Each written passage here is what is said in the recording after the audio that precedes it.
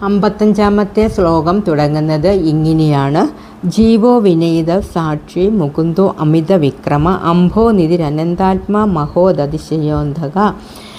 ഇതിൻ്റെ അർത്ഥം തുടങ്ങുന്നത് ഇങ്ങനെയാണ്. ജീവാത്മാവായവനും ആത്മാവിൻ്റെ ലക്ഷണമായ വിനയത്തെ ശീലമാക്കിയവരെ പ്രത്യേകം ശ്രദ്ധിക്കുകയും അനുഗ്രഹിക്കുകയും ചെയ്യുന്നവനും മോക്ഷത്തെ ദാനം ചെയ്യുന്നവനും മഹാപരാക്രമശാലിയായവനും ദേവന്മാർ, പിതൃക്കൾ, മനുഷ്യർ, അസുരന്മാർ എന്നീ അംശങ്ങളെ ഇരിപ്പിടമായവനും ആദിയും അന്തവും ഇല്ലാത്ത ആത്മസ്വരൂപനായവനും പ്രളയസമുദ്രത്തിൽ ശയിക്കുന്നവനും പ്രളയകാലത്ത് എല്ലാത്തിനും നാശം വരുത്തുന്നവനുമായ ഭഗവാൻ മഹാവിഷ്ണുവിനെ ഞാൻ നമിക്കുന്നു.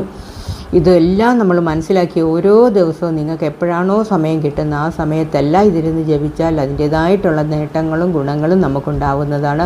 മനസ്സിനെ ഒരുപാട് ഉയർന്ന തലത്തിലെത്തിക്കാൻ നമുക്ക് സാധിക്കുന്ന ഏറ്റവും നല്ലൊരു ശ്ലോകമാണ് വിഷ്ണു സഹസ്രനാമ സ്തോത്രം ജപിക്കുക എന്നുള്ളത്.